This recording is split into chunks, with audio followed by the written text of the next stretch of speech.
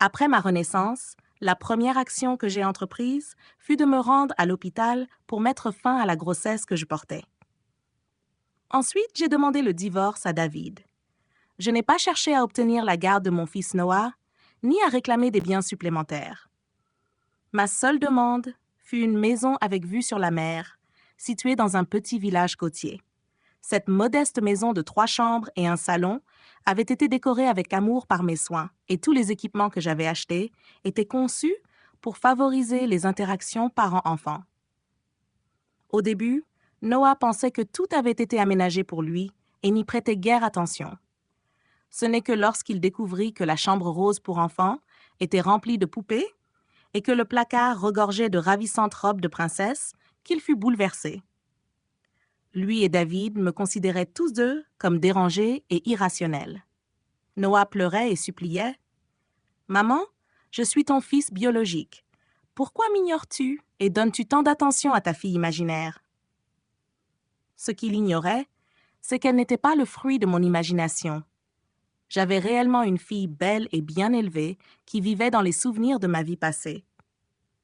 6 mois après mon installation dans la ville côtière, David m'appela pour me parler de la simplicité de notre procédure de divorce. Cela avait été aussi simple que de partager un repas ensemble. Nous étions convenus mutuellement que Noah resterait avec la famille de son père et il n'y avait eu aucun conflit concernant la garde. David n'avait pas remis en question mon désir soudain de divorcer et avait accompli les démarches nécessaires avec une attitude détachée. Je pensais qu'il était indifférent, tout comme il ne s'était jamais soucié des joies et des peines de notre mariage durant toutes ces années. 6 mois plus tard, il me demanda de manière inattendue pourquoi j'avais accroché un portrait dans la nouvelle chambre rose, représentant une femme tenant une petite fille, assise près de la fenêtre donnant sur la mer Bleue, les moulins à vent, baignés par la lumière dorée qui adoucissait le teint pâle de la fillette. Je fixais le visage de la petite fille sur la peinture, ressentant le besoin d'expliquer qu'il s'agissait de notre fille, Olivia. Elle était d'une beauté et d'une politesse exceptionnelles, mais malheureusement gravement malade. Bien que 70% des malformations cardiaques congénitales soient détectées lors des examens prénatals, Olivia faisait partie des 30% malchanceux. Tu avais ressenti une brève affection paternelle pour elle, mais tu perdis rapidement patience à cause de ses fréquentes hospitalisations et opérations. Tu avais commencé à passer tes nuits dehors, utilisant l'atmosphère tendue de la maison comme excuse, alors que j'étais épuisée par ses soins, attendant devant l'USI, en priant pour que la mort lui épargne la vie. Lorsque je signais seule le consentement pour arrêter son traitement et regardais le médecin retirer son tube à oxygène, tu avais une liaison avec ta maîtresse et emmenais ouvertement Noah avec toi, le laissant appeler une autre femme maman. Je restais silencieuse et me contentais finalement de demander à David s'il avait pris son petit déjeuner avec Mel Jo ce matin-là. 1 an après mon installation dans la ville côtière, je rencontrais Noah. À ce moment-là, je revenais d'un voyage au Xinjiang, un sac en toile sur le dos.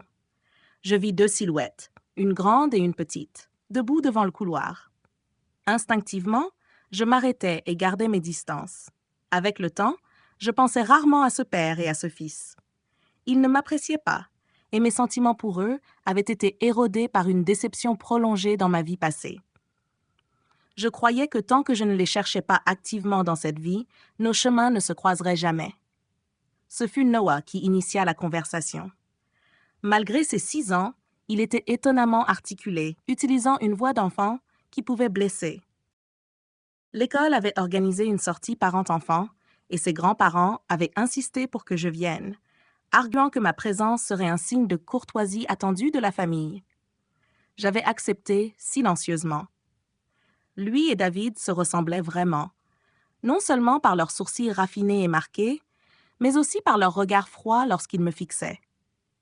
Dans ma vie précédente, quand je m'étais effondrée aux funérailles d'Olivia et que j'avais gravi le toit du 36e étage, il m'avait regardée avec les mêmes yeux glacés. David m'avait dit d'arrêter de faire l'imbécile, et lui aussi m'avait tenu le même discours. En réalité, Noah m'avait contacté seulement 1 mois après le divorce. Sans savoir comment il avait appris mon déménagement dans une ville côtière, il m'avait appelé avec mépris, mentionnant que j'avais expressément décoré une chambre d'enfant et remplacé toutes les nécessités domestiques par des ensembles parents-enfants. Pourtant, il avait déclaré qu'il ne vivrait pas avec moi et que je ne devais pas me donner cette peine.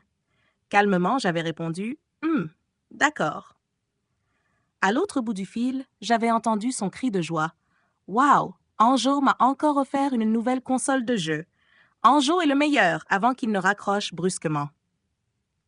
Il était évident que mon départ avait eu peu d'impact sur sa vie par rapport à notre cohabitation.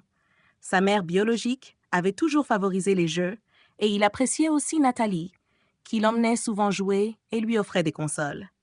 Mais maintenant, l'indifférence sur son visage se brisa soudain et ses yeux en amande, si semblables à ceux de David, se remplirent instantanément de larmes. Il serra les dents et me fixa obstinément. Cette fois, c'était à mon tour de le regarder froidement. Finalement, il ne put plus se retenir et se retourna pour courir avant que les larmes ne tombent, mais trébucha et s'effondra avec un bruit sourd. Il resta allongé là longtemps sans se relever, tournant seulement la tête pour me regarder. Il avait toujours été ainsi. Chaque fois que je m'approchais de lui, il arborait une expression impatiente et me parlait froidement. Une fois, lorsque mon attention avait légèrement faibli, il était tombé intentionnellement ou avait prétendu être mal à l'aise, me rendant toujours vulnérable et impuissante. Mais cette fois, je l'avais regardé avec une froide indifférence. Il ouvrit les yeux, incrédule, son visage mêlant confusion, incompréhension et tristesse, et il cria « Waouh, tu es une menteuse, une grande menteuse. Tu avais clairement dit que tu m'aimerais toujours et resterais toujours avec moi. » David fronça les sourcils et me confronta. « Sophia, même si Noah est jeune, il comprend en réalité beaucoup de choses. Tu ne devrais pas être si indifférente envers lui. » Il avait l'air sérieux, aussi condescendant que toujours. Nos interactions avaient toujours été ainsi, semblables à celles d'employés et de supérieurs plutôt qu'à celles d'un couple. Il ne prenait jamais l'initiative de communiquer à la maison. C'était généralement moi qui partageais de manière proactive chaque détail de ma vie avec lui. Quant à lui, il restait toujours détaché, n'intervenant ou même me réprimandant durement que devant Noah et les domestiques lorsqu'il s'agissait de lui. Par conséquent, dès qu'il manifestait le moindre mécontentement, je me remettais instinctivement en question, gaspillant mon énergie à me demander ce que j'avais mal fait et ce que je devais améliorer. Maintenant, revoir son visage ne faisait que m'irriter profondément. « Tu as oublié ce que tu as dit pendant notre divorce ?» rétorquai-je. « Tu avais mentionné espérer que je ne perturberais pas la vie de Noah à l'avenir, que puisque Noah est encore jeune, il s'adapterait vite à ne plus m'avoir comme mère et que c'était pour son bien. » C'était la conversation la plus longue qu'il avait jamais eue avec moi pendant tout le processus du divorce. Il le disait maintenant comme si c'était une évidence et j'avais fini par le considérer comme tel. À cette époque, Noah était ton seul enfant. Une mère et son enfant sont liés par le cœur. Il a besoin de toi et toi aussi, tu as besoin de lui. Je l'interrompis. Mais moi, je n'ai pas besoin de lui. David fut pris de court. Ni lui ni Noah n'avaient jamais vu une telle rudesse de ma part. Il semblait incapable de comprendre ma résolution d'il y a un an, sans jamais réaliser que Noah n'était pas mon seul enfant. J'avais eu une fille, même si j'étais la seule à le savoir. Le jour de ma renaissance, j'avais rêvé d'Olivia en pleurs, me traitant de menteuse. « Maman, tu m'avais promis de bien vivre après mon départ, disait-elle. Ses pleurs me bouleversaient tellement que je lui avais fait une promesse. Cette fois, maman tiendra parole. Je ne pouvais tenir qu'une seule promesse, soit pour elle, soit pour Noah. J'avais autrefois aimé Noah autant qu'Olivia. Il était l'enfant que j'avais mis au monde après tant d'efforts, ma chair, mon sang. J'avais attendu avec impatience son arrivée. Lorsqu'il ne savait pas encore parler, il me suffisait qu'il me regarde et sourie doucement pour que j'oublie toutes les souffrances d'être Madame Gu à cette époque. J'étais prête à tout lui consacrer, même ma vie, tant qu'il pouvait grandir heureux et en bonne santé. David ne m'aimait pas. Notre relation était très simple. Nous étions des amis d'enfance, sans partenaire approprié en vieillissant, alors nos familles nous avaient réunis. Cette simplicité m'avait toujours mise mal à l'aise. Quand j'étais étudiante, j'avais vu de mes propres yeux comment David aimait une fille jeune et insouciante. Il était bien plus énergique et joyeux qu'aujourd'hui. Chaque fois que je le voyais, il souriait.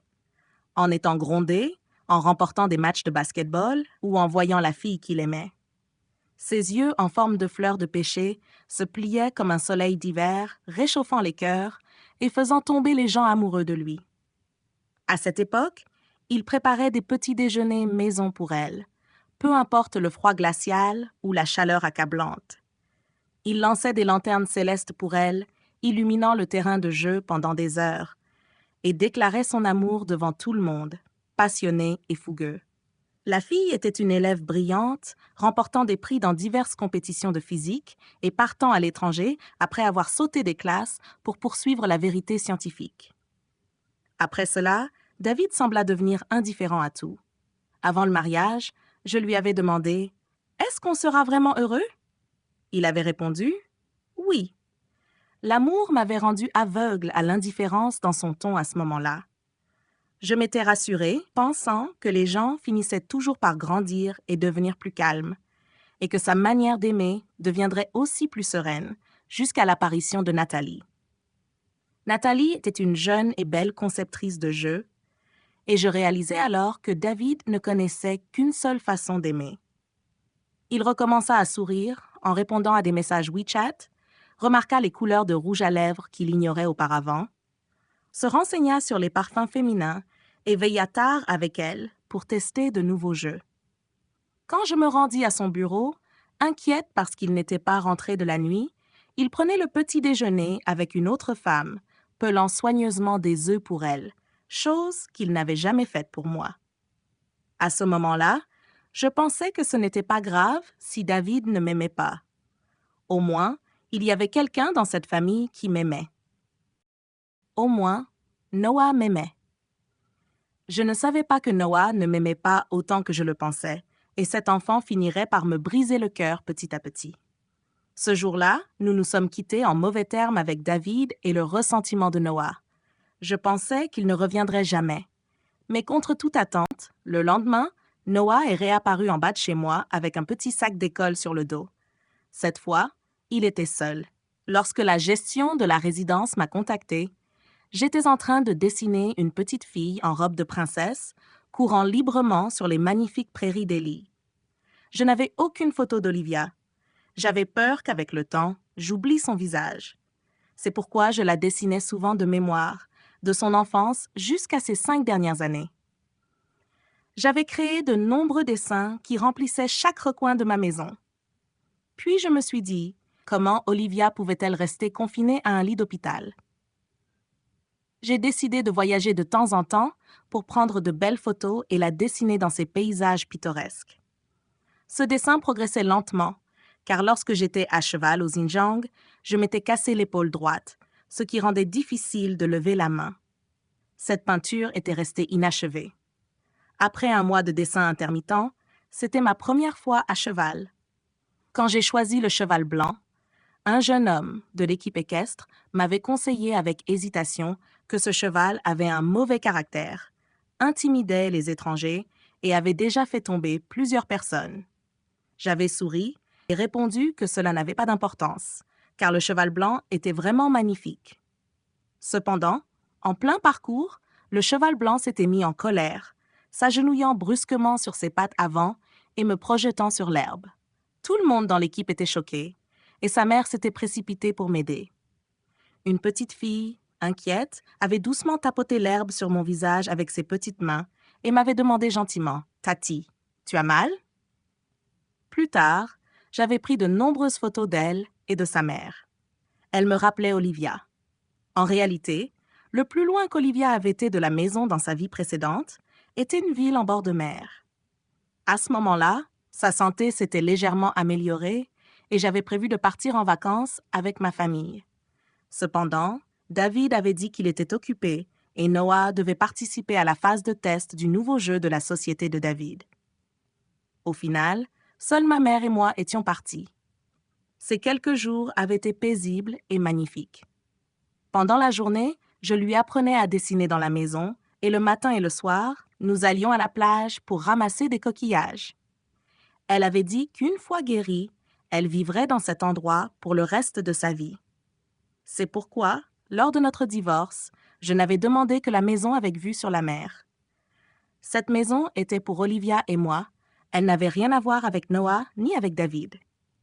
Je ne voulais pas que Noah entre dans cette maison, et j'avais fourni sans hésitation les coordonnées de David et de ses parents à la gestion de la résidence. Quelques minutes plus tard, la gestion de la résidence m'a rappelé, m'informant qu'après avoir contacté David, Noah avait erré dans la résidence et avait disparu. Après tout, j'avais élevé Noah avec beaucoup de soin et je ne pouvais pas le laisser avoir des ennuis. Je soupirai, posai mon pinceau et descendis le chercher. Je parcourus toute la résidence, transpirant abondamment, et finis par le voir attendre devant ma porte avec une expression fière qui semblait dire « Je savais que tu ne m'ignorerais pas ».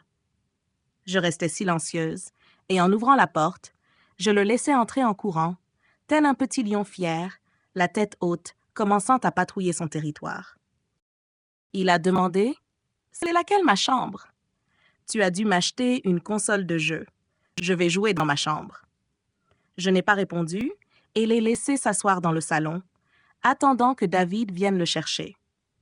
Je suis retournée à mon chevalet et me suis concentrée sur la peinture à terminer. J'avais à peine fait quelques coups de pinceau, j'ai entendu un bruit fort venant de la chambre des enfants. Je me suis précipitée et j'ai vu que la peinture accrochée au mur, au-dessus du lit, était tombée au sol. Le cadre était brisé en morceaux et le liquide de parfum renversé avait trempé le visage d'Olivia au point de le rendre méconnaissable. Noah était monté sur le lit et me regardait, désemparé. « Je n'aime pas cette peinture. Pourquoi tu as accroché le portrait de quelqu'un d'autre dans ma chambre? Pourquoi tu la serres dans tes bras sur la peinture? » Je savais qu'il voulait peut-être juste enlever la peinture, sans vouloir la casser intentionnellement. Je comprenais aussi qu'il n'était encore qu'un enfant et qu'il ne fallait pas perdre son calme pour quelque chose qu'il ne pouvait pas comprendre. Pourtant, mon ton resta un peu rigide. Ne t'avais-je pas dit d'attendre ton père dans le salon? Ne touche plus à rien. Il remarqua mes émotions retenues et une fragilité apparut sur son visage. Avant, quand je cassais quelque chose, il me demandait toujours si je m'étais blessée. Je ne répondis pas. Mon regard se posa sur le drap sur lequel il avait marché et je ne pus m'empêcher de froncer les sourcils. « Tu devrais descendre d'abord. » Il restait immobile sur le lit, me fixant. « Maman, qui est cette fille que tu as dessinée? Pourquoi as-tu fait autant de tableaux d'elle? Pourquoi chaque peinture dans la maison est-elle d'elle? » Il était trop jeune pour cacher la panique et l'angoisse dans ses yeux. Il avait vu les peintures qui remplissaient la maison et les filles représentées avaient des sourcils et des yeux semblables aux miens. Pourquoi le gardien et les oncles et tantes ici disent que tu n'as pas de fils, mais seulement une fille? J'ai dit que j'étais ton fils, j'ai répondu. Ils ont dit que je mentais. J'ai montré nos photos, mais ils ne m'ont pas cru. C'est bien ma chambre, non? Il sauta du lit et ouvrit le placard comme pour prouver quelque chose, mais resta figé en voyant qu'il était rempli de robes de princesse. Pourquoi as-tu acheté autant de robes? Où sont mes vêtements? Pourquoi il n'y a aucun vêtement pour moi? Il fouilla tout le placard, puis me fixa avec des yeux grands ouverts, cherchant une réponse qui pourrait le rassurer. Je regardais ses yeux se remplir progressivement de larmes sans rien dire. Ces larmes tombèrent une à une dans mon silence, et soudain il éclata en sanglots incontrôlables, tirant une à une les robes de princesse du placard pour les jeter sur le lit. Il balaya toutes les poupées de la fenêtre au sol, essayant d'affirmer sa présence de manière irrationnelle. « Pourquoi tu mets les robes des autres dans mon placard? Je n'aime pas les poupées. Pourquoi tu mets autant de poupées dans ma chambre? Je n'aime pas ce lit et cette couette. C'est un lit pour les filles. Je n'aime pas le rose. Pourquoi as-tu fait ma chambre de cette couleur? Pourquoi tu serres d'autres filles dans tes bras? Pourquoi tu accroches tes tableaux avec elles dans ma chambre? Je ne l'aime pas. Je la déteste. Je la déteste. » Cette fois, je ne pus plus me retenir. « Noah, sors d'ici. Ce n'est pas ta chambre. Il n'y a pas de place pour toi ici. » Quand David vint le chercher, Noah cria de panique. « Papa, maman est folle.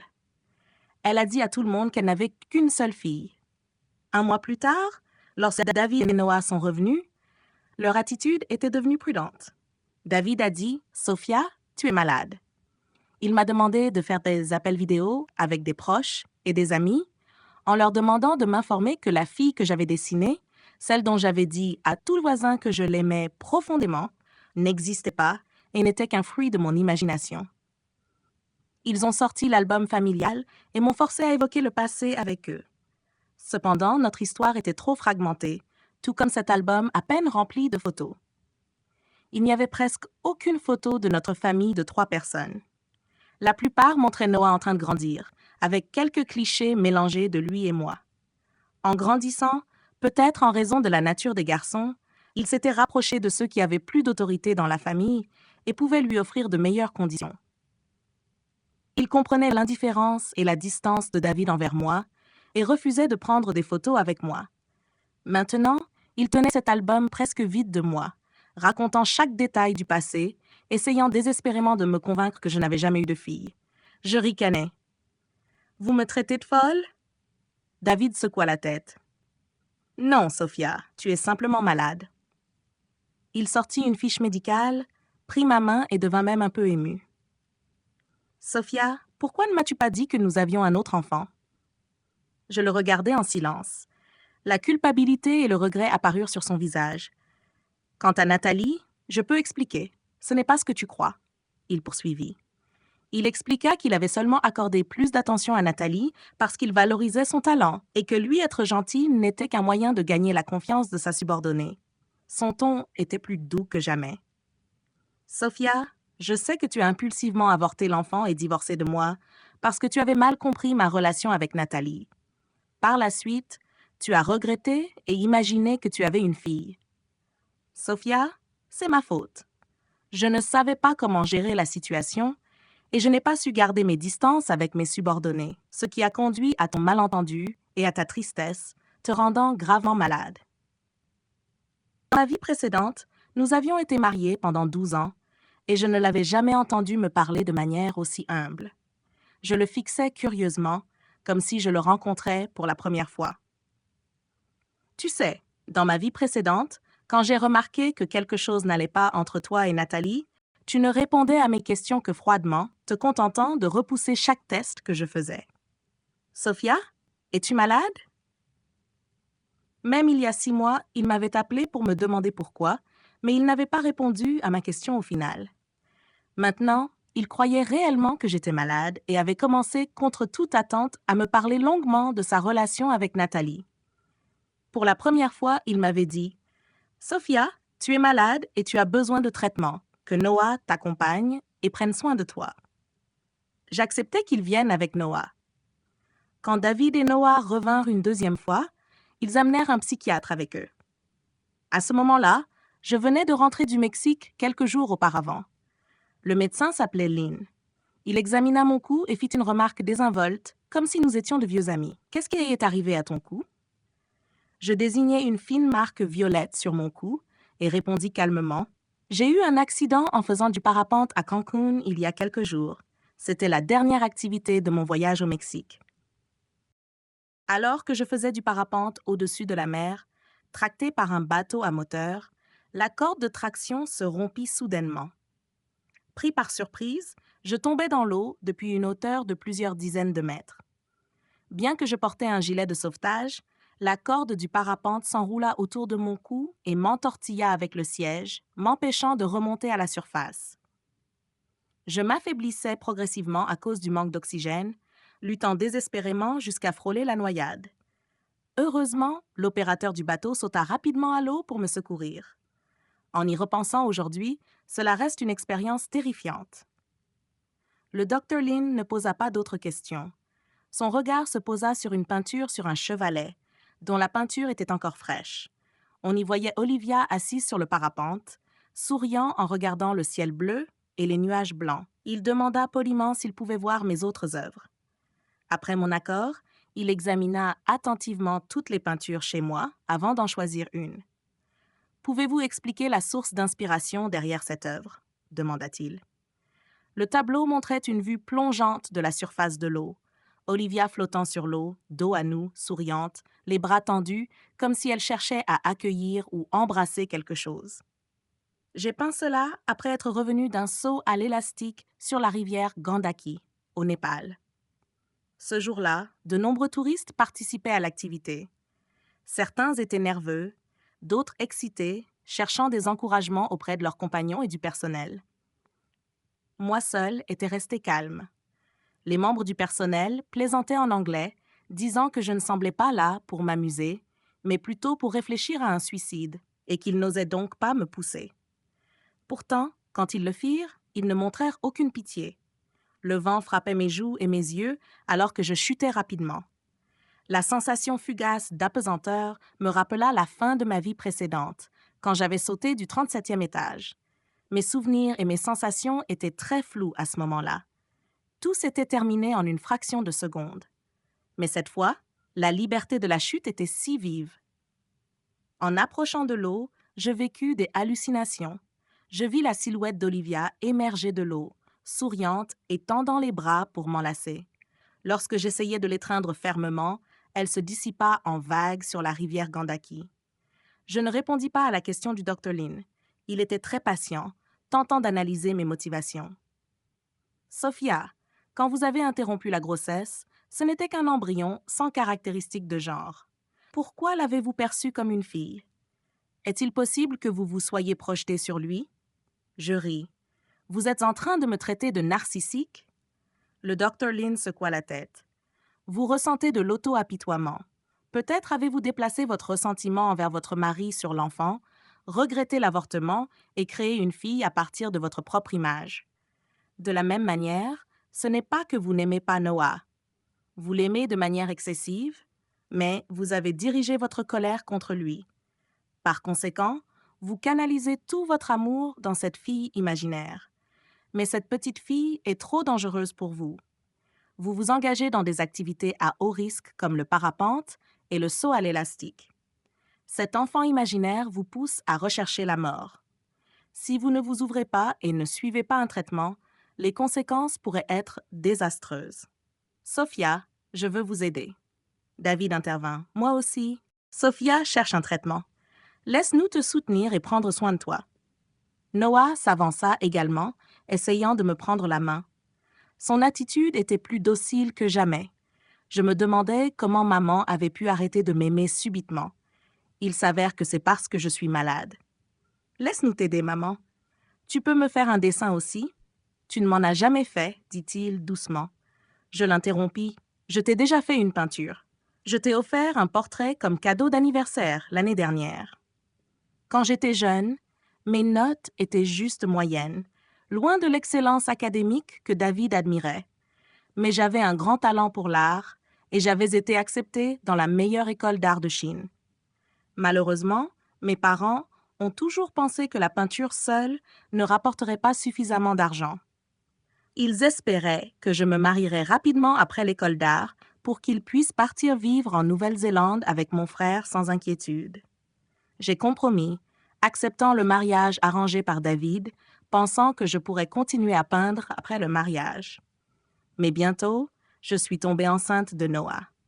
Et les tâches ménagères ainsi que son éducation ont progressivement consommé tout mon temps. Chaque fois que j'essayais de me poser calmement pour peindre une belle toile, Noah se mettait soudainement à pleurer et je devais poser mon pinceau pour le calmer. Finalement, j'ai abandonné jusqu'à son 5e anniversaire. Ce jour-là, j'ai décidé de reprendre le pinceau et lui ai peint un portrait. Mais il préférait manifestement la console de jeu que Nathalie lui avait offerte. Alors, il l'a simplement jetée de côté. Plus tard, j'ai retrouvé la peinture sous le petit bureau de sa chambre, pliée en petits carrés pour caler les pieds de la table. Noah trembla, sur la défensive. « Je ne voulais pas faire ça. J'ai dû me tromper. » Je souris et le confrontai. « Non, tu l'as fait exprès, parce que ce jour-là, tu traînais des pieds et refusais de prendre ta douche. » Alors, j'ai pris ta console de jeu. Tu as fait ça intentionnellement pour te venger. Tu as toujours été comme ça. Chaque fois que je ne fais pas ce que tu veux, tu me blesses en détruisant les cadeaux que je t'offre et en ruinant ma gentillesse. Tu sais que je t'aime et que je me soucie de toi, et cela me rend triste quand tu fais ça. Tu veux me rendre triste, n'est-ce pas? Le visage de Noah pâlit légèrement et il balbutia longtemps sans répondre. Je levai les yeux vers David. J'avais déjà remarqué son intention cachée de se réconcilier. Par exemple, dans le passé, l'école de Noah n'organisait jamais de sortie parents-enfants. Dans la famille Gu, avec tant de gardes du corps et de nounous, comment aurait-il pu laisser Noah sortir seul sans s'inquiéter? Que ce soit dans la vie précédente ou après ma renaissance, il n'avait plus porté les vêtements que je lui avais achetés depuis longtemps. À partir d'un certain jour, lui qui ne se préoccupait jamais de ses achats de vêtements avait commencé à les acheter lui-même et à revenir à la maison. Plus tard, j'ai découvert que c'était Nathalie qui achetait ses vêtements pour lui plaire. Il ne portait plus jamais les vêtements que je lui achetais et avait même changé de parfum pour une fragrance cuirée que Nathalie préférait. Cependant, il était venu me rendre visite plusieurs fois récemment, portant délibérément les vêtements que j'avais achetés pour lui et vaporisant mon parfum boisé préféré. Je m'en fiche. Peu importe pourquoi il veut soudain se réconcilier avec moi après 1 an, et peu importe pourquoi il n'a pas simplement fait entrer Nathalie dans la maison alors que je lui avais déjà laissé la place. Je ne l'ai pas dit à haute voix, mais il était habitué à être arrogant envers moi.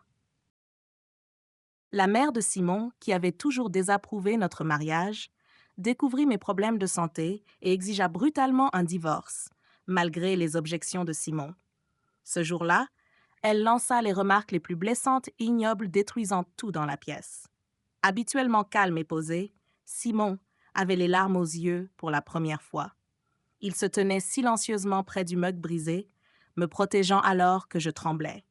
Il parla lentement et fermement, me rassurant que, peu importe si sa mère m'acceptait comme belle-fille ou non, j'étais la seule femme qu'il voulait comme épouse. Il insista sur le fait que la question d'avoir des enfants était sans importance. Il ne pouvait pas prendre soin d'elle seule toute une vie et n'avait pas le temps pour quelqu'un d'autre. Après le départ de sa mère, Simon répara la tasse cassée, toujours tremblant. Il me serra doucement dans ses bras, murmurant des assurances que plus jamais personne ne me maltraiterait. Ce jour-là, je l'ai vraiment cru. Pourtant, la tasse réparée symbolisait notre relation. Une fois fracturée, peu importe combien nous essayions de la réparer, les choses ne pourraient jamais redevenir comme avant. Prenant une profonde inspiration, je me ressaisis et retournai dans la chambre.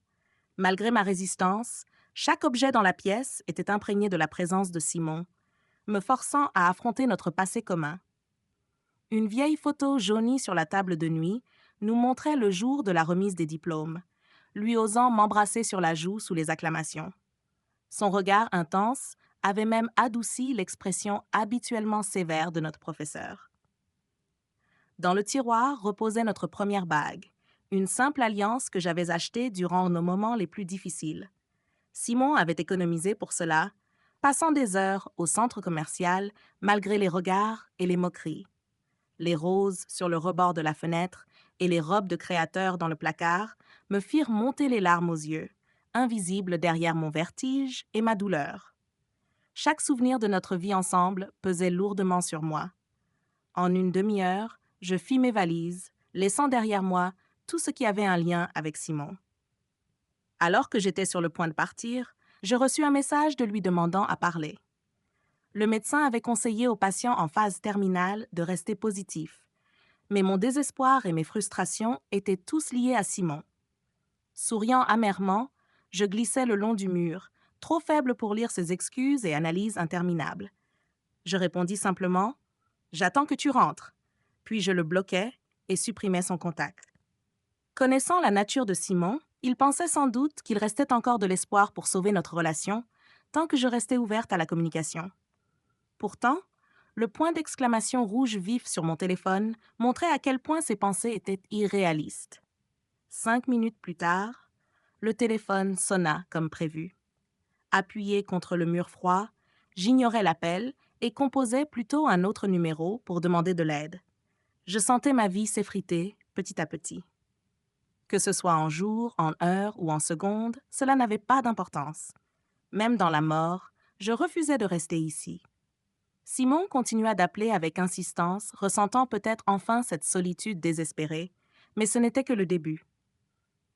Je savais qu'il ne lâcherait jamais Fiona pour revenir vers moi. Simon était un entrepreneur prospère, mais il avait oublié qu'au fil des années, mes stratégies étaient tout aussi efficaces que les siennes. Il avait une compréhension aiguë des tendances du marché, allant souvent à contre-courant en période de crise pour maximiser les profits. Pendant ce temps, je valorisais la patience, bâtissant un élan et tendant des pièges pour assurer des résultats réussis. Il poursuivait le profit, tandis que moi, je me concentrais sur son cœur. Je croyais qu'il apprécierait le cadeau que je lui avais laissé. À moins qu'Olivia ne doive subir une opération, je me forçais toujours à être présente, même si cela signifiait rester éveillée à l'hôpital pendant 48 heures d'affilée. En réalité, avant la naissance d'Olivia, il n'appréciait pas ma compagnie. Il pensait toujours que je n'étais qu'une source de reproches et d'agacement, tournant constamment autour de lui sans rien faire d'autre. Il préférait rester seul dans sa chambre à jouer à des jeux vidéo. Mais quand j'ai cessé de passer du temps avec lui et que j'ai donné à sa sœur l'attention et le temps qu'il ne voulait pas, il est redevenu mécontent. Il peut refuser cet amour et ne pas l'apprécier. Mais je ne peux pas le donner à quelqu'un d'autre. Je ne sais pas à qui il ressemble avec ce caractère égoïste et désagréable. Ce n'est qu'après avoir quitté David sans hésitation, après ma renaissance, que j'ai compris qu'il ressemblait à son père. Cet homme qui était occupé à me tromper et à étudier comment divorcer de moi alors que j'étais épuisée par la maladie d'Olivia, le cœur brisé par les provocations intentionnelles occasionnelles de Noah. Pourquoi ne voulais-je pas divorcer? Je ne suis ni masochiste, ni quelqu'un qui recherche désespérément l'amour. Je peux vivre sans David, mais pour Olivia, je ne peux pas. Le coût de son traitement est inabordable avec un revenu ordinaire. Si je laissais Olivia à David après le divorce, je craignais son attitude, qu'il préfère passer du temps avec Nathalie plutôt que d'aller à l'hôpital voir Olivia. Le cœur fragile d'Olivia ne pourrait pas supporter le stress des changements familiaux, alors je serrais les dents et tenais bon. Plus tard, je n'arrêtais pas de me demander pourquoi David pouvait aimer Noah, mais pas Olivia. Olivia était si belle et si sage face à la maladie et à d'innombrables opérations. Elle endurait toujours jusqu'à ce qu'elle ne puisse plus retenir ses larmes. Même si elle avait peur à l'hôpital, entourée seulement des infirmières, elle me conseillait toujours de me reposer davantage. Elle manquait son père et son frère et ne comprenait pas pourquoi ils ne venaient jamais la voir, mais elle ne posait jamais de questions ni ne disait rien. À seulement quelques années, elle était si raisonnable que cela en était bouleversant. Ce n'est qu'après la mort d'Olivia que j'ai trouvé dans le bureau de David l'accord de divorce préparé depuis longtemps et j'ai compris que c'était à cause de son existence qu'il ne pouvait pas demander le divorce. Un homme qui demande le divorce alors que sa fille lutte à la frontière de la mort ferait face à une tempête de critiques publiques. Lui et Nathalie ne pouvaient pas se permettre de perdre cette image, alors il a reporté sa colère sur Olivia. Noah, voyant son indifférence envers Olivia, a suivi son exemple, même si Olivia l'aimait beaucoup en tant que frère. Il ne voulait pas rester plus longtemps à l'hôpital pour accompagner sa pauvre sœur. Même quand je le forçais à venir, il restait assis, la tête baissée, jouant à des jeux, ignorant Olivia lorsqu'elle lui parlait. Même en mon absence, il la provoquait délibérément, tout comme il me provoquait. Le jour où Olivia est décédée était son 5e anniversaire. J'ai appelé David et l'ai supplié de rentrer le soir pour que notre famille de 4 puisse célébrer son anniversaire. Le cadeau que j'avais préparé pour Olivia était une peinture que j'avais créée à nouveau après ma renaissance et accrochée dans la chambre des enfants. Mais Noah l'avait détruite. Je la tenais dans mes bras, assise sur le rebord de la fenêtre, avec la mer bleue et les moulins à vent à l'extérieur, et la lumière dorée tombant sur son visage, atténuant sa pâleur maladive. Olivia l'aimait beaucoup et la gardait près d'elle, la regardant de temps en temps. Mais David ne revint pas à temps pour allumer les bougies du gâteau. Je vis la déception dans les yeux d'Olivia. Je me cachai dans la cuisine pour appeler David, mais personne ne répondit. Quand je revins au salon, Je réfléchissais encore à comment expliquer à Olivia l'absence de son père à sa fille. Ton visage est aussi pâle qu'un fantôme. Dans notre école, les filles aussi laides que toi ne récoltent que de la haine. Pas étonnant que ton père ne veuille pas passer ton anniversaire avec toi. Olivia devint livide. Je n'en croyais pas mes oreilles. Était-ce possible que Noah parle toujours à Olivia de manière aussi cruelle lorsque je ne le voyais pas? Je n'avais jamais frappé Noah depuis qu'il avait grandi, mais cette fois, je ne pus m'en empêcher et le giflai. Il couvrit sa joue, me regarda avec stupéfaction, puis cria avec colère. « Papa est parti à un rendez-vous avec Nathalie. Il ne reviendra pas pour l'anniversaire de cette fille maladive. Peu importe combien de fois tu l'appelles, c'est inutile. À l'avenir, je ne fêterai plus son anniversaire avec elle. Papa va divorcer de toi et épouser Nathalie. Je serai avec leur famille de 3. Je ne veux ni de la fille malade, ni de toi. » Olivia s'effondra sur le champ, tenant son cœur. Ce jour-là, alors que je portais son corps fragile jusqu'à l'ambulance, je priais désespérément pour la miséricorde de Dieu. Mais après l'intervention du médecin, il m'informa qu'Olivia ne pourrait pas supporter une autre opération. Ils me conseillèrent d'abandonner. Je regardais Olivia souffrir sur son lit d'hôpital, la tête tournant, complètement perdue. J'appelais désespérément David, mais il ne répondit jamais. Plus tard, j'appris qu'il était dans le lit de Nathalie. Au bout du compte, je signais seul le formulaire de consentement pour cesser les soins, observant le médecin retirer le tube à oxygène et éteindre tous les appareils. David arriva le dernier à l'hôpital. Ses parents et même le personnel des pompes funèbres étaient déjà venus. Il se précipita et me demanda pourquoi je ne l'avais pas attendu, pourquoi j'avais cessé le traitement sans son accord. Je pensais, qu'est-ce que j'attendais de lui? Qu'il se lève du lit de sa maîtresse pour venir jouer le rôle du père aimant à côté d'Olivia, afin que les autres ne disent pas qu'il n'était même pas là quand sa fille est morte? Pour préserver sa réputation, Olivia aurait dû lutter quelques heures de plus. Je le regardais, puis Noah, qui se tenait loin de la porte de la chambre. L'expression du père et du fils était exactement la même, de l'indifférence. L'un était occupé à tromper sa femme, pendant que sa fille biologique mourait, sans même assister à son dernier anniversaire. L'autre avait cruellement poussé sa propre sœur à la mort. Pourquoi pouvait-il rester si calme? Pourquoi n'avait-il versé aucune larme? Soudain, je réalisais à quel point ce père et ce fils étaient terrifiants. Je pris conscience que ces événements appartenaient à ma vie passée et ne se reproduiraient jamais dans cette vie. Peut-être que je ne devrais pas juger Noah, âgé de seulement 6 ans, pour des crimes qui n'avaient jamais eu lieu dans cette vie. Mais je n'avais pas le choix. Je me dégageai doucement de la main de Noah et souris à Dr. Lynn. « Dr. Lynn, vous avez tort. La petite fille sur la peinture n'est pas dangereuse pour moi, mais David et Noah le sont. Si un jour je deviens folle et meurs, ce sera eux qui m'auront poussée à la folie et à la mort. » Lorsque David et Noah arrivèrent pour la 3e fois, leur attitude devint à nouveau menaçante. À ce moment-là, je me préparais à partir pour l'Islande. Juste au moment où j'allais entrer dans l'ascenseur avec ma valise, David me stoppa. Il sortit d'un autre ascenseur et me menaça. « Sophia, si tu refuses toujours de suivre un traitement psychiatrique, je serai obligé de te faire interner de force dans un hôpital psychiatrique. » Je le regardais, amusé. « De quel droit peux-tu me forcer à être hospitalisée? Nous sommes divorcés et tu n'es pas mon tuteur. » « Il n'y a rien entre nous, » dit sèchement mon ex-mari Noah. « Alors je peux le faire. »« Je suis ton fils, » ajouta-t-il. Je baissai les yeux vers lui. Quel dommage que tu ne sois pas encore adulte. Ils ne peuvent rien contre moi. Je me retournai et partis. David tendit la main pour me retenir, mais il brisa le collier autour de mon cou. Le collier tomba au sol et le couvercle du pendentif se brisa, révélant le portrait d'Olivia, imprimé en une petite photo.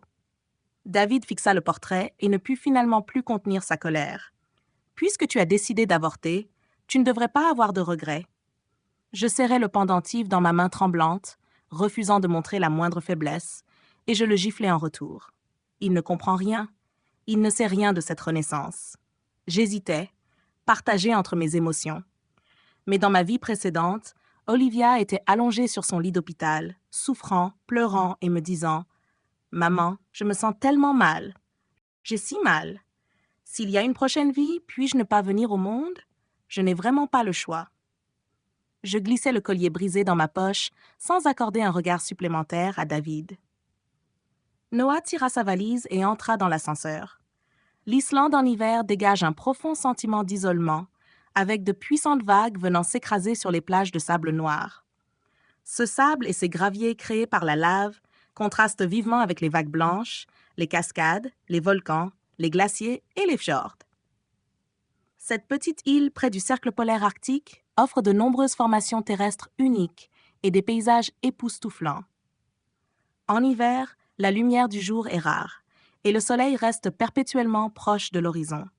La lumière du matin se fond presque sans transition avec l'éclat du soir, et le ciel affiche souvent une longue ceinture de Vénus teintée de rose et de violet. À mon arrivée, j'avais emporté une collection d'équipements photographiques coûteux. Après avoir atterri à l'aéroport de Keflavik, j'avais loué une voiture avec l'intention d'explorer l'île à la recherche de l'aurore boréale. Pourtant, l'indice KP des aurores restait toujours inférieur à 1 les nuits claires, ou bien le temps était défavorable avec de lourds nuages, m'empêchant de capturer la moindre image. Le dernier jour de mon voyage, les prévisions météo annonçaient une tempête de neige pour la soirée suivante, avec le risque de fermeture des routes pendant plusieurs jours. À contre-cœur, je décidai d'écourter mon séjour, déçu de ne pas avoir photographié les aurores. Malgré un indice capé toujours à 1 ce jour-là, le ciel était dégagé, alors je choisis de tenter une sortie nocturne, espérant avoir plus de chance. Je découvris une étendue sauvage isolée et attendis dans ma voiture jusqu'à 3 heures du matin, mais je ne vis toujours rien. Découragé, je songeais à abandonner. Juste au moment où je m'apprêtais à démarrer la voiture pour partir, l'aurore apparut. Des bandes de lumière verte dansaient dans le ciel, scintillant et changeant dans une démonstration énigmatique et fascinante. Je montai rapidement mon équipement photo et trouvai un endroit offrant la vue la plus large possible pour capturer ce spectacle naturel. La température était inférieure à 10 degrés en dessous de zéro et je ne pus supporter le froid très longtemps.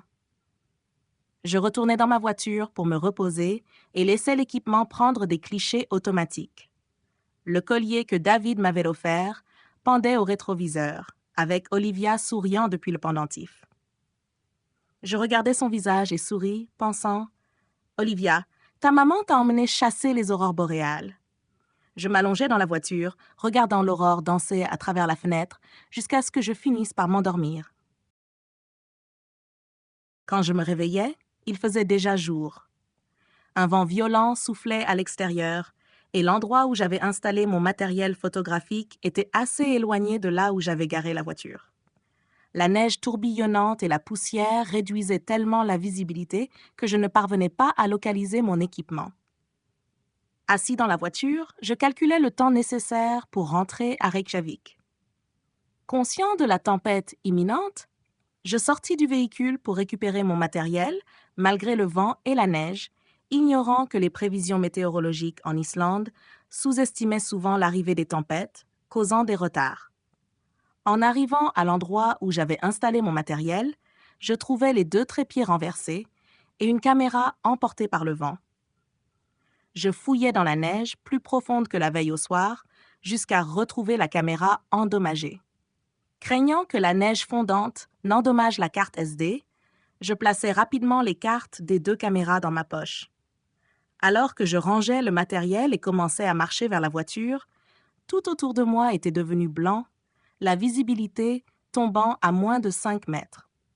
La clé de la voiture que j'avais louée n'avait pas de fonction de localisation à distance, ce qui me contraignait à transporter les 2 caméras lourdes et un trépied en cherchant le véhicule à tâtons. Après avoir marché bien plus loin que l'endroit où j'avais installé mon matériel, je réalisais que je m'étais perdu dans la tempête naissante. En tentant de retrouver ma direction, je m'épuisais et dus abandonner la lourde caméra et le trépied, sans pour autant réussir à localiser la voiture. Je sortis mon téléphone pour appeler à l'aide. Mais je découvris qu'il n'y avait pas de réseau. N'ayant pas d'autre choix, je me mis à errer à l'aveugle dans la tempête hurlante. La tempête s'intensifia, avec des vents mordants chargés de particules de neige me frappant si fort que je ne pouvais plus ouvrir les yeux. Mon rythme ralentit à mesure que mon corps perdait de la chaleur, mes membres devenant raides et glacés. Je savais que je ne devais pas m'arrêter et continuer instinctivement à avancer jusqu'à m'effondrer dans la neige.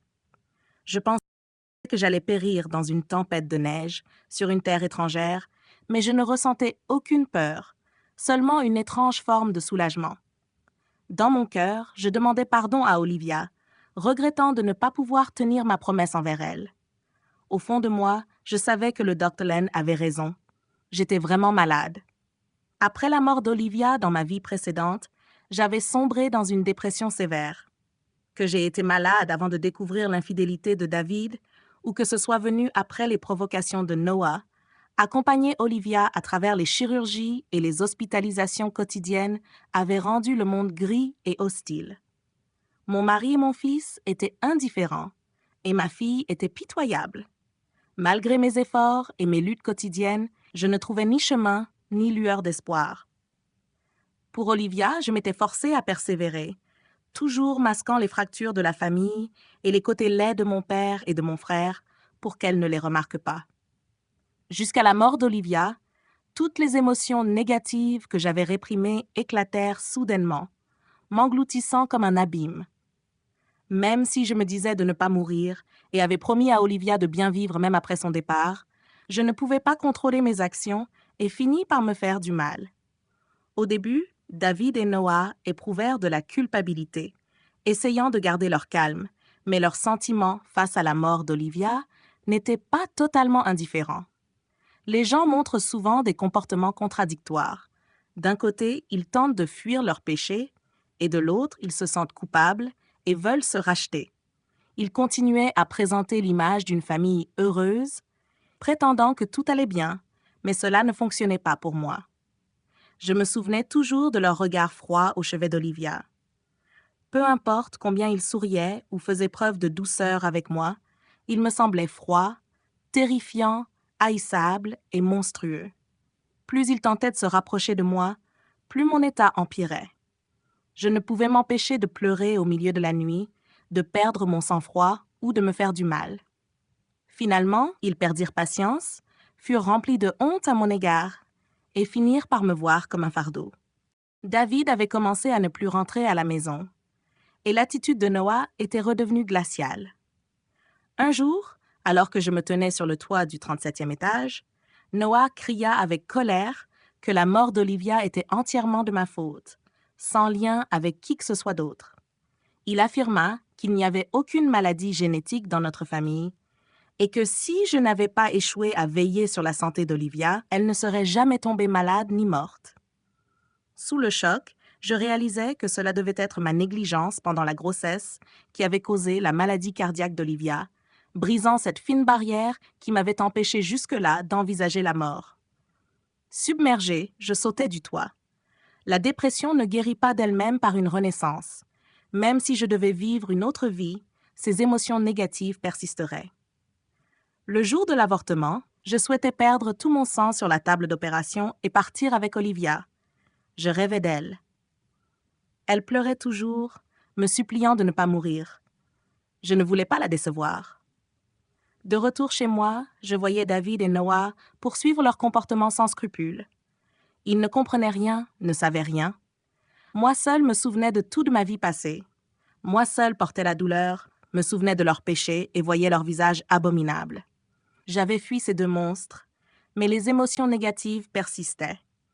La douleur et la culpabilité restaient présentes.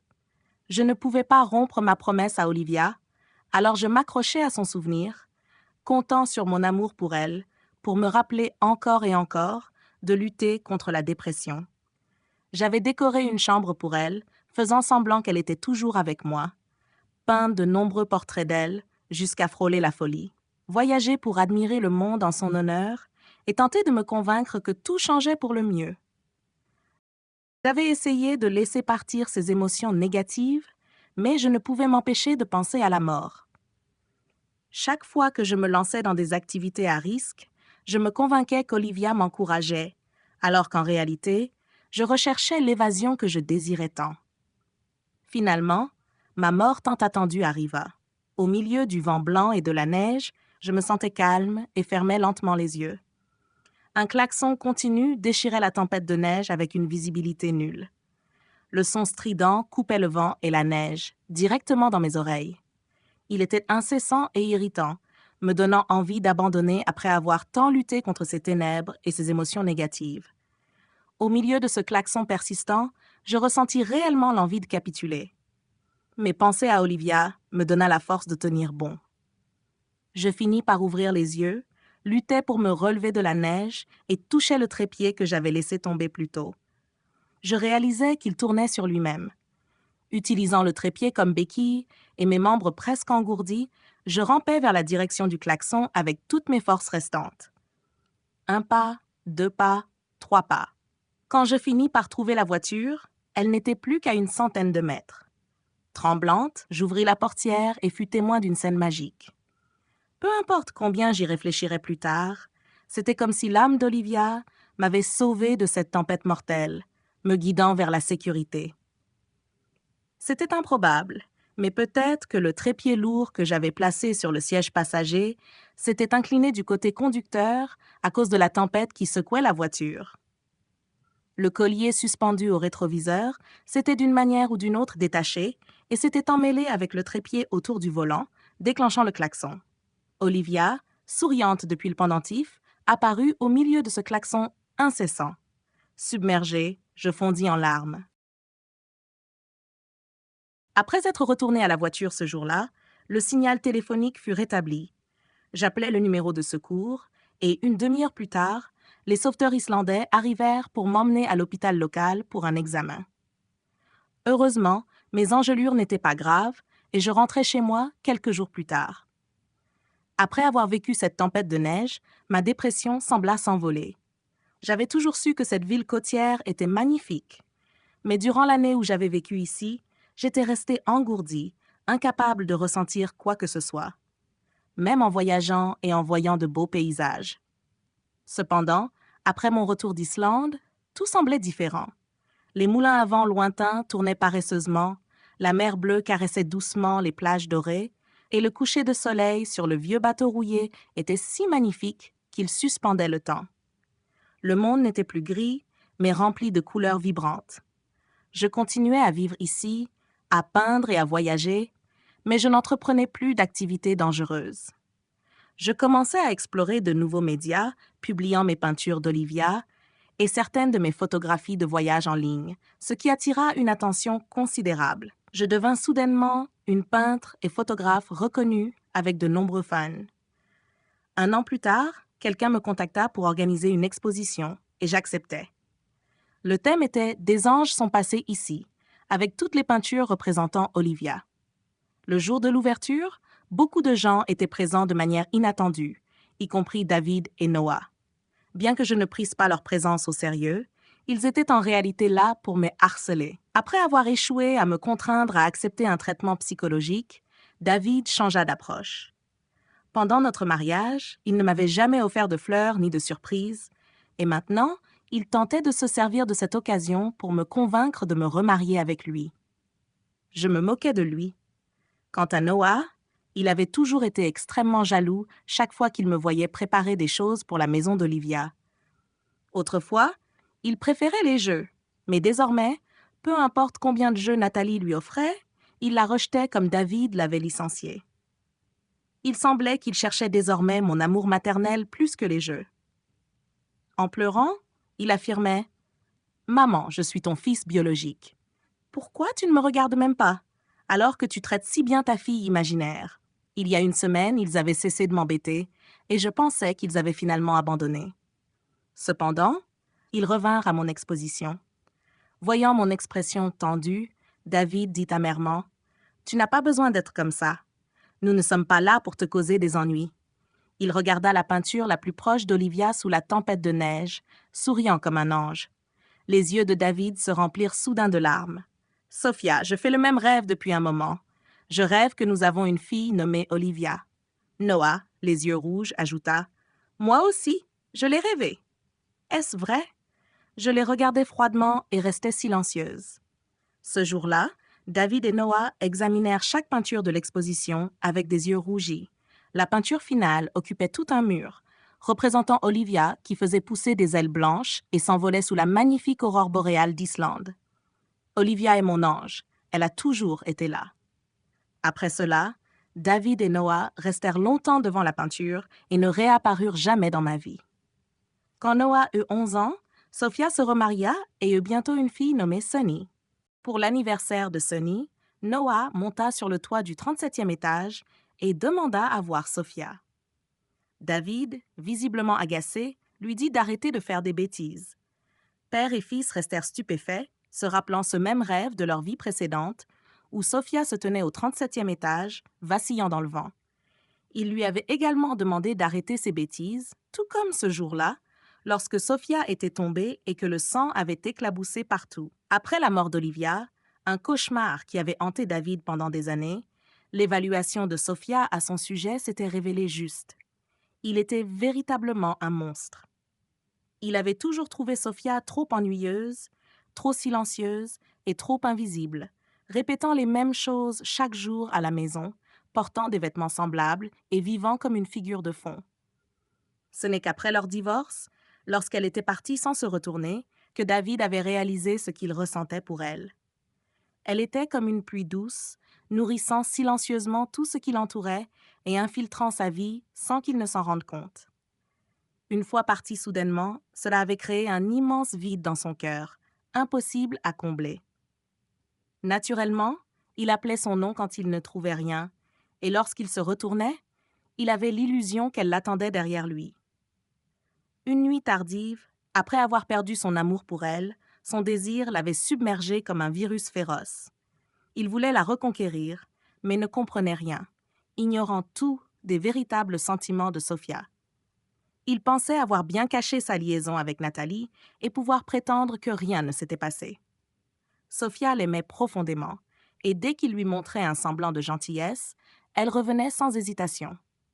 Il ne savait pas que Noah avait tout révélé à Sophia dans son dos, ni ce que Noah avait fait dans sa vie précédente. Il ne comprenait pas pourquoi Sophia le regardait avec des yeux aussi froids et moqueurs, comme s'il était quelque chose de sale. Ce n'est que lorsqu'il fit ce rêve sur sa vie passée qu'il commença à se repentir, comprenant enfin ses sentiments pour Sophia. La culpabilité, la douleur, le désir et des émotions intenses le poussèrent presque à la folie. Il savait qu'il devait agir. Alors il se vengea de Nathalie, la mettant à la porte de l'entreprise, la laissant sans ressources et l'obligeant à s'endetter lourdement. Il la contraignit même à vendre son corps, ce qui finit par lui faire contracter une maladie. Elle finit par l'affronter avec un couteau. En le poignardant en plein cœur, elle cria frénétiquement. « Est-ce que je t'ai forcé à tromper? Est-ce que je t'ai obligé à coucher avec moi? C'est toi. Tu ne peux pas te contrôler. Pourquoi me blâmes-tu pour tout? » Oui, il était une personne abjecte qui fuyait ses responsabilités et évitait la vérité. Sachant qu'Olivia avait une maladie cardiaque congénitale, il avait probablement ignoré la douleur de Sophia pendant la grossesse, négligeant les causes qui avaient conduit à l'état d'Olivia.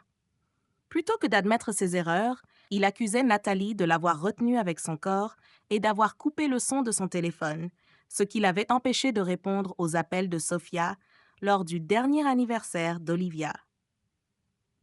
Il accusait Sophia d'avoir signé sans autorisation le formulaire pour interrompre les soins, mettant fin prématurément à la vie d'Olivia, l'empêchant ainsi de la voir une dernière fois. Tout était de leur faute. Ils tordaient la vérité pour se convaincre qu'ils n'avaient pas tort, faisant apparaître tout ce que Noah avait fait comme sa propre faute. À 11 ans dans sa vie précédente, Noah avait souffert d'une dépression sévère après la mort de Sophia. Sophia avait noté que les mauvaises habitudes de Noah reflétaient les siennes, ce qui était parfaitement exact. Tout comme David, Noah ne sut pas se repentir avant la mort de Sophia. Noah ne réalisa pas à quel point il aimait sa mère, qu'il l'avait mentalement maltraitée, jusqu'à ce que Sophia disparaisse. Il commença à pleurer sans raison, à perdre son sang-froid inexplicablement et à se faire du mal. Lorsqu'on le laissait sans surveillance, David observait tout cela froidement, sans vouloir s'en occuper dans sa vie précédente. David ne savait pas ce qu'il était advenu de Noah après sa mort. Cependant, après avoir partagé le même rêve sur leur vie passée, Noah, dans cette vie, souffrit également d'une dépression sévère, pleurant constamment et désirant ardemment voir Sophia. Il dissimulait sa douleur et demandait à David, « Papa, j'ai tellement mal au cœur. Est-ce que j'ai une maladie cardiaque comme ma sœur? Si c'est le cas, est-ce que maman et ma sœur pourront me pardonner? » Pourtant, chaque fois qu'il passait des examens médicaux, les résultats étaient normaux. En grandissant et en comprenant l'impact psychologique de sa situation, il ne posa plus jamais cette question à David, mais continua de vouloir voir Sophia.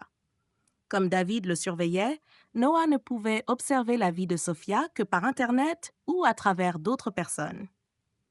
Lorsqu'il découvrit que Sophia avait un nouveau petit ami, il commença à provoquer David, tout comme il l'avait fait avec Sophia, en l'informant délibérément de ses faits et gestes. Où elle était avec cet homme, les cadeaux qu'elle recevait de lui, les baisers qu'ils échangeaient, et même sa demande en mariage qu'elle avait acceptée. Noah affirma que Sophia allait se marier, répétant à David à quel point elle semblait heureuse après les avoir quittés. Il se punissait lui-même tout en tourmentant David, qui comprit enfin ce que ressentait Sophia face à Noah et pourquoi elle avait décidé de ne pas vouloir cet enfant. David était un démon hideux, tout comme Noah. Il perdit presque la raison lorsqu'il apprit que Sophia allait se marier. Il voulait courir jusqu'à elle, l'attraper et lui demander « Comment peux-tu te marier? Comment peux-tu tomber amoureuse de quelqu'un d'autre? As-tu oublié Olivia? » Mais il se retint, allant même jusqu'à envoyer un cadeau décent lorsqu'il apprit que Sophia était enceinte et avait une autre fille. David avait le cœur brisé, mais il n'était plus bouleversé comme avant. Noah fit une scène, mais ce jour-là, sur le toit du 37e étage, lorsque père et fils furent stupéfaits par l'exclamation de Noah « Ne fais pas de bêtises !» Noah descendit du toit seul et ne manifesta plus jamais le désir de revoir Sophia. Ils examinèrent ensemble les dessins de Sophia, et lorsqu'un admirateur lui demanda pourquoi elle avait nommé sa fille Sonny au lieu d'Olivia, après avoir créé tant d'œuvres autour d'Olivia, elle répondit « Olivia, c'est Olivia. Sonny, c'est Sonny. » D'autres pouvaient ne pas comprendre, mais David et Noah savaient que Sonny n'était pas un remplacement d'Olivia et n'était pas là pour combler le vide qu'elle avait laissé. Sophia était une bonne mère qui ne montrait aucune préférence entre ses enfants. Plus tard, David investit la moitié de sa fortune dans des œuvres caritatives, créant une fondation pour les enfants atteints de maladies cardiovasculaires. À mesure que Noah grandissait, il se rappelait toujours les mauvais souvenirs de sa vie précédente. Bien qu'il aimât les jeux et admirât Nathalie, qui concevait des jeux, il n'avait jamais eu l'intention de faire d'elle sa mère. Au début, il utilisait cette méthode pour résister à l'autorité de Sophia sur lui. Mais plus tard, il en vint à détester que Sophia consacre la majeure partie de son énergie à Olivia. Il craignait que Sophia cesse de l'aimer après la naissance de sa sœur, comme on le lui avait dit dans sa vie précédente. À 11 ans, il ne réalisait peut-être pas que ses comportements délibérément provocateurs envers Sophia et Olivia étaient mauvais, et il ne voulait pas qu'elles meurent. Mais une fois les mauvaises habitudes prises, les paroles négatives devinrent automatiques, ce qui le poussa à devenir silencieux lorsqu'il entra à l'université. Il choisit d'étudier la médecine, se spécialisant dans les maladies cardiovasculaires pédiatriques, et fit du bénévolat à l'hôpital pour enfants pendant les vacances. Aux côtés de David, il chercha à expier leurs péchés à leur manière. De nombreuses années plus tard, Noah devint un chirurgien qualifié spécialisé dans les maladies cardiaques pédiatriques, passant presque chaque jour à l'hôpital pour traiter des patients ou effectuer des opérations. Il se surmenait, croyant que guérir davantage d'enfants pouvait laver les péchés de son cœur. Finalement, il rencontra une belle petite fille de 5 ans, bien élevée, souffrant de la même maladie cardiaque congénitale qu'Olivia. Noah était son chirurgien. Le jour de son opération, qui était aussi son anniversaire, la chirurgie dura 20 heures et fut un succès. Épuisé mais souriant, Noah quitta la salle d'opération, mais s'effondra soudainement alors que son cœur s'arrêta, s'éteignant avec un sourire.